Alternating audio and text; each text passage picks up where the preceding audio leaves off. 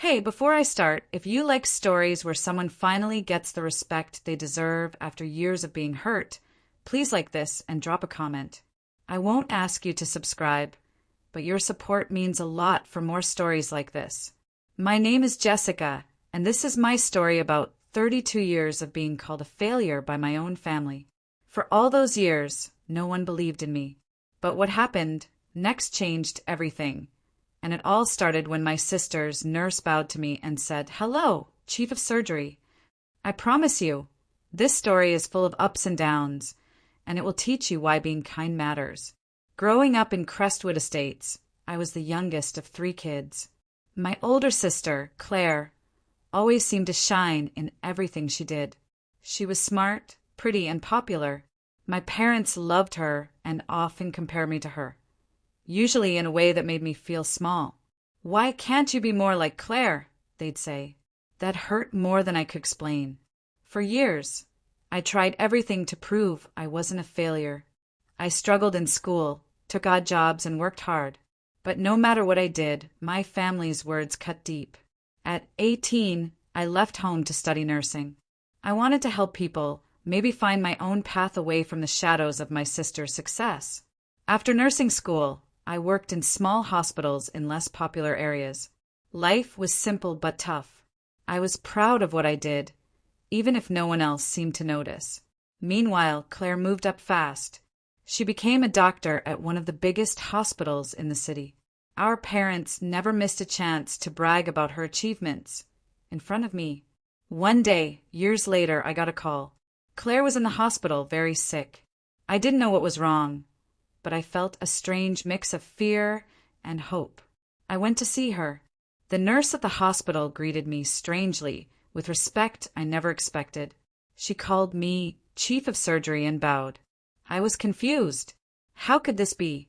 Me, the failure, being treated like a boss in the same hospital where my sister worked as a top doctor? But the story doesn't end there. That moment was just the beginning of a chain of events that would change everything. Now, let me take you back to the start of this long journey. When I was a kid, life wasn't easy. My parents worked hard, but were strict and had little time for me. Claire got all the attention. If I got a bad grade, they said, "You'll never be successful." If Claire did well, they threw a party. School was tough. I wasn't the best student. Teachers called me slow. Kids teased me. It felt like the whole world saw me as less. But I kept trying. I wanted to prove that I mattered. When I finished high school, I barely made it into nursing school. Claire was already in medical school by then. She was on track to become a star. Our parents kept telling me, "You'll never reach her level." Those words stayed with me. The early years as a nurse were hard. I worked night shifts, cleaned up after patients, and learned from doctors who didn't respect me. But I loved helping people. It was the one thing that gave me joy. Meanwhile, Claire's name was in the papers for saving lives and winning awards. One day, my parents invited Claire home to celebrate her promotion. I stayed quiet in the corner, the invisible sibling. My parents didn't even ask how I was doing. That night, I made a promise to myself. I would show them all that I was not a failure. Years passed. I kept learning, kept working hard. I moved to bigger hospitals, took extra classes, and slowly climbed up the ladder. It wasn't easy. Sometimes I wanted to give up, but something inside me pushed on. Then, out of nowhere, Claire got very sick. I wasn't sure what was wrong, but I went to see her at the hospital. That's when everything changed. The nurse who greeted me with that strange bow and respect was not just polite. She was showing honor to someone they saw as a leader. I felt a mix of pride and confusion. Was this my chance to finally be recognized? But how could I prove it to my family who had never believed in me? Just as I was trying to understand this, something shocking happened. I saw my sister's doctor walk in. It wasn't Claire. It was me. The nurse kept calling me Chief of Surgery, and suddenly I realized that I had made it to the top, but my family had no idea. This was the moment when my world started to change. But trust me, it was not easy, and the road ahead was full of surprises. Right after that, the hospital pager went off with an emergency. I had to leave my sister's room fast. The nurse looked at me with respect and whispered, "Good luck, Chief." My heart pounded. I was stepping into a place I never imagined I'd be, a place where I could finally prove I was not a failure. But just then, a loud crash came from the hallway. Nurses and doctors rushed out of rooms, shouting about a patient who fell and was badly hurt. The chaos pulled me in. I had to act fast, but the tension in the air was thick. This was no ordinary night. The nurse who bowed to me disappeared into the crowd, and I was left standing alone, trying to hold myself together. The story was just beginning, and I knew things would never be the same again. The emergency in the hallway was worse than I expected. A patient had fallen from the third floor, a serious accident that needed all hands on deck. I quickly put on my calm face and rushed to help. Even though my heart was still pounding from seeing my sister, I had to focus. Lives were at stake. The hospital buzzed with tension. Nurses ran back and forth. Doctors shouted orders and machines beeped loudly.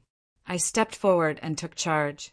The nurse who had bowed to me earlier appeared beside me again, helping to organize the team. I could feel the weight of responsibility settling on my shoulders. This was my moment, the moment I had worked so hard for. As I directed the medical staff, I noticed some people whispering and looking at me strangely. I knew my family wouldn't believe I had become the chief of surgery. They never expected me to amount to anything. But here, in this moment, I was in control. I saved the patient's life that night, and for the first time in years, I felt proud and strong. After the emergency was over, I went to check on my sister again. Claire was still unconscious, hooked up to machines.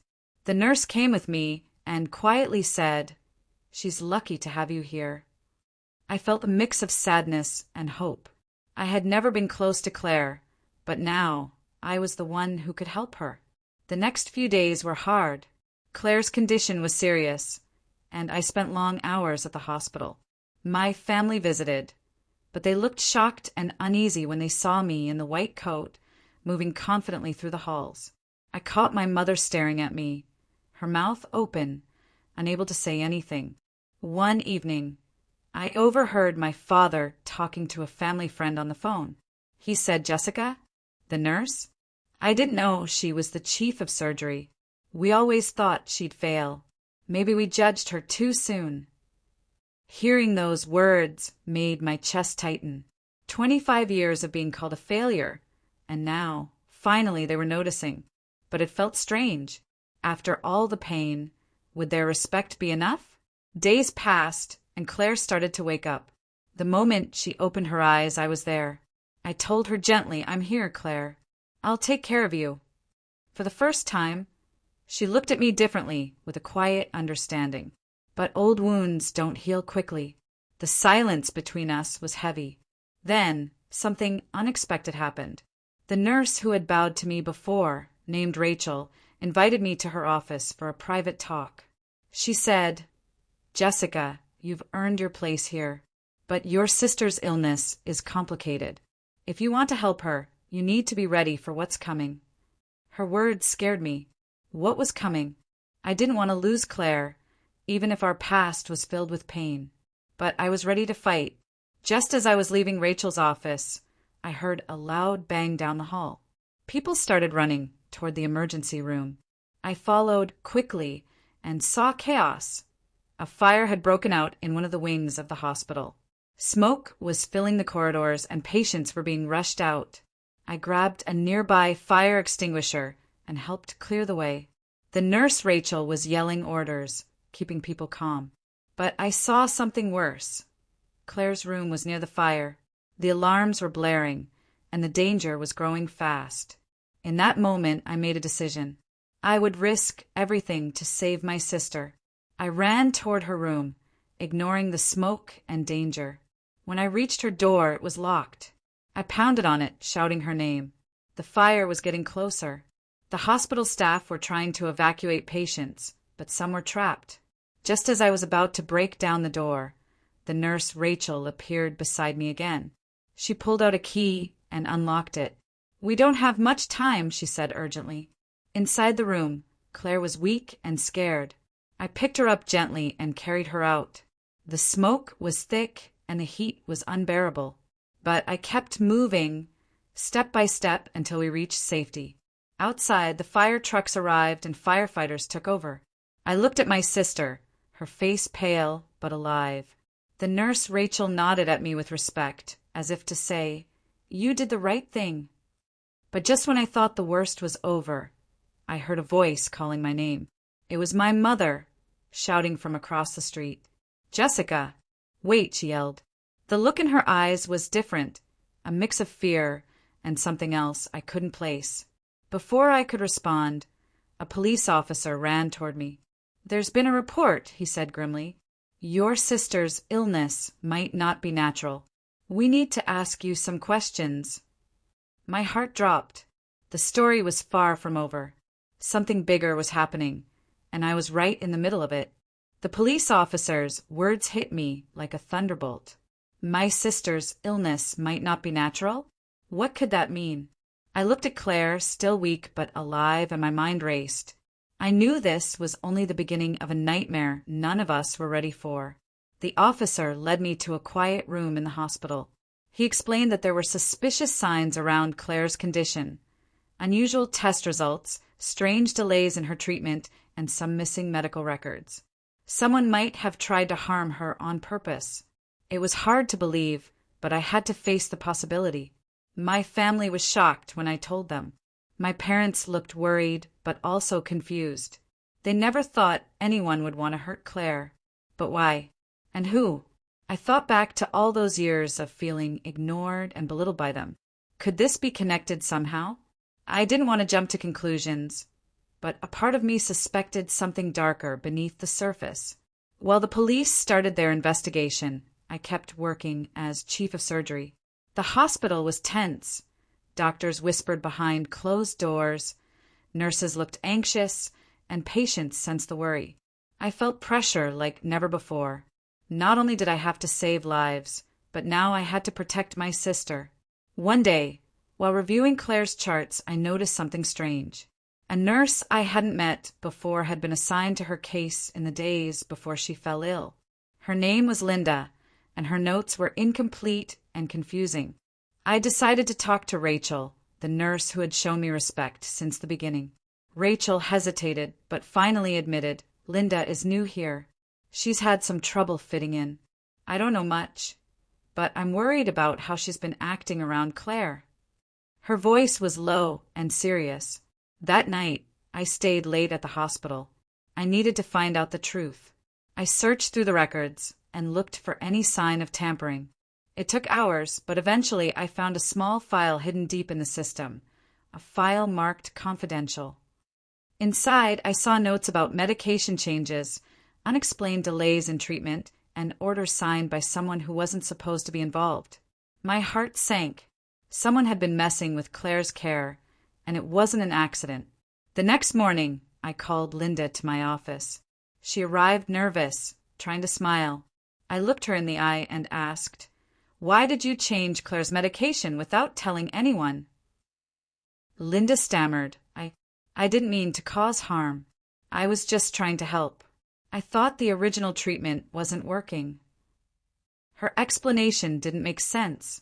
The medication changes had nearly killed Claire. I realized this was more than just a mistake. It was sabotage. Before I could say more, my phone rang. It was the hospital security. "Jessica, you need to come quick. There's been an incident in the emergency room." I hurried over and saw chaos again. A fire alarm was ringing, but this time it wasn't a real fire. Someone had set off the alarm to cause panic. Patients were scared, staff were running everywhere, and I knew this was no accident. Then I saw Linda being escorted out by security, her face pale. She glared at me as she passed, and I felt a chill. This was personal. Someone wanted to hurt my sister, and maybe me too. As the hospital slowly calmed down, Rachel pulled me aside. "Jessica, be careful. You're stepping on dangerous ground." I nodded, but inside I was more determined than ever. I had spent 25 years being called a failure, but now I was the chief of surgery. I wasn't going to let anyone destroy my family. That night, I got a call from my mother. Her voice was shaky. "Jessica, can we talk? It's about Claire and our family." I agreed to meet her the next day, but I knew this conversation would change everything. The next morning, I met my mother at a quiet cafe near Crestwood Estates. She looked older than I remembered, with tired eyes and hands that trembled slightly.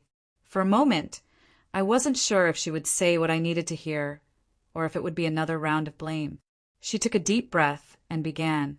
"Jessica, there are things you don't know about our family, about Claire's illness. It's more complicated than you think." I waited, my heart pounding.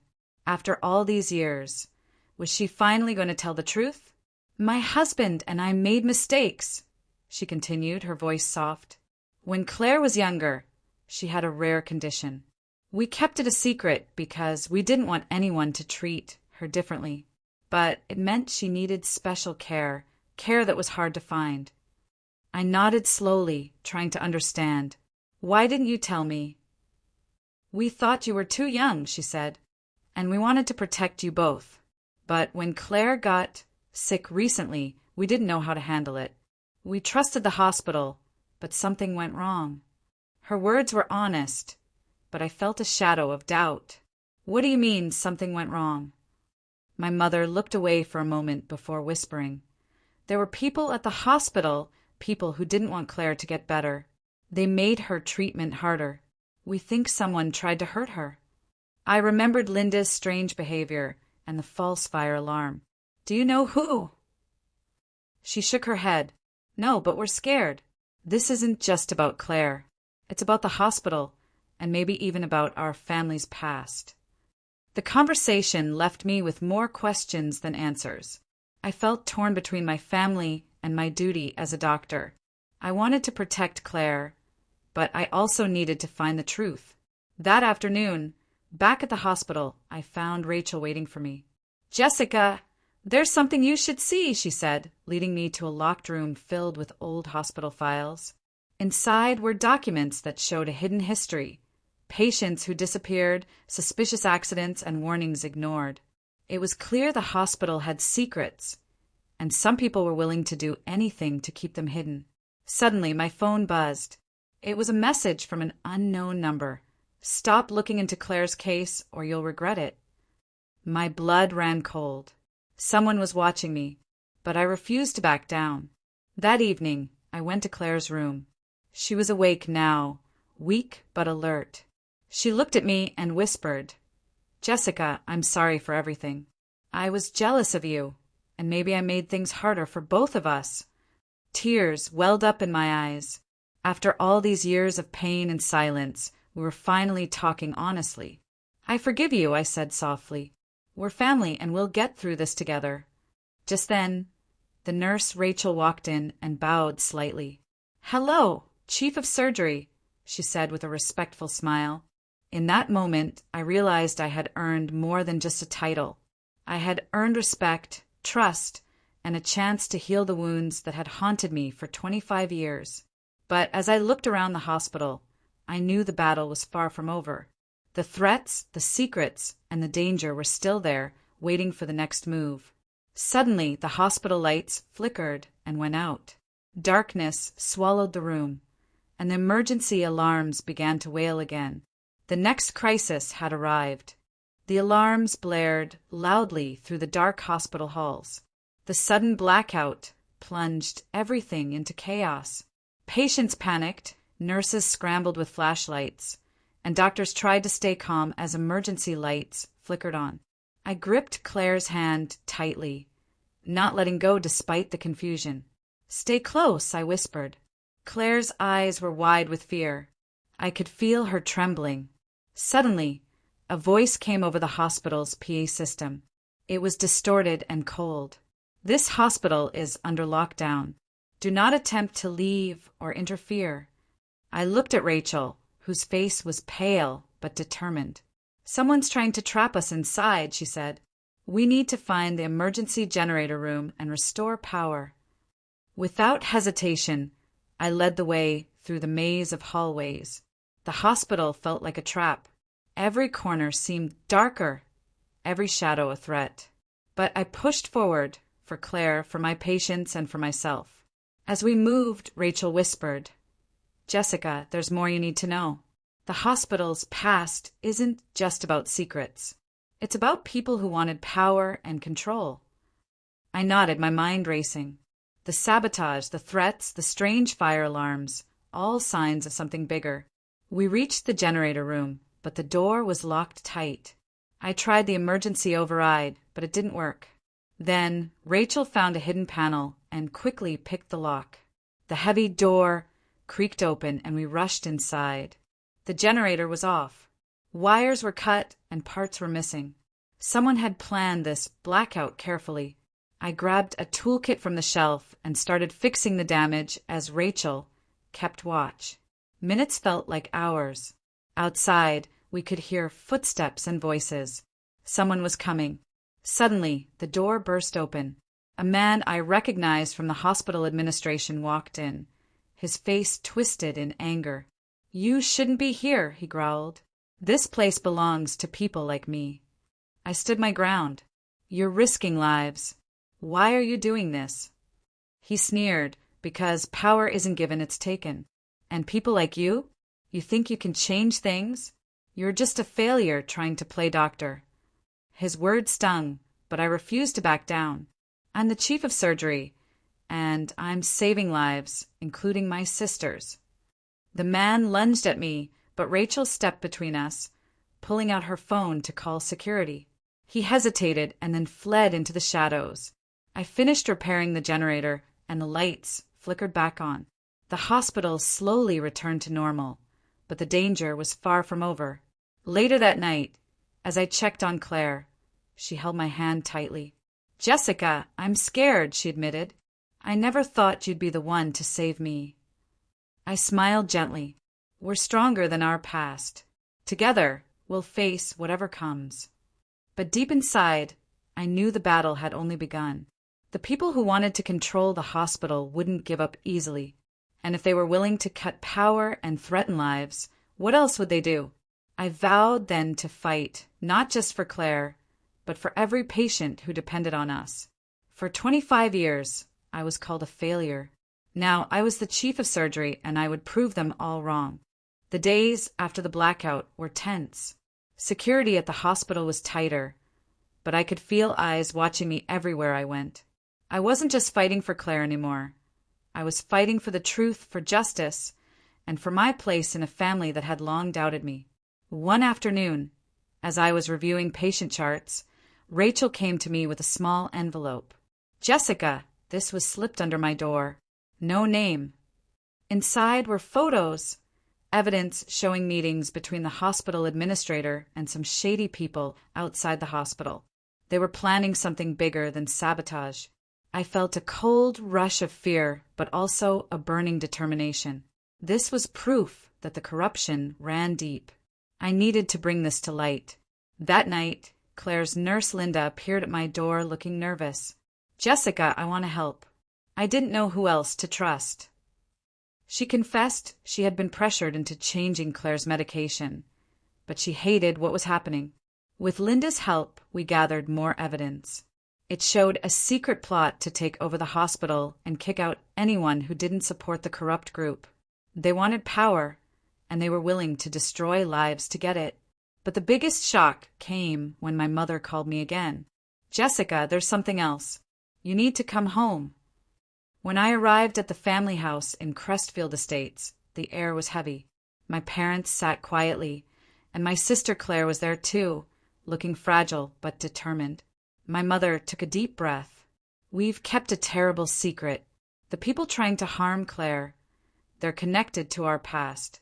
Some old family enemies who want to control everything, including the hospital." I was stunned.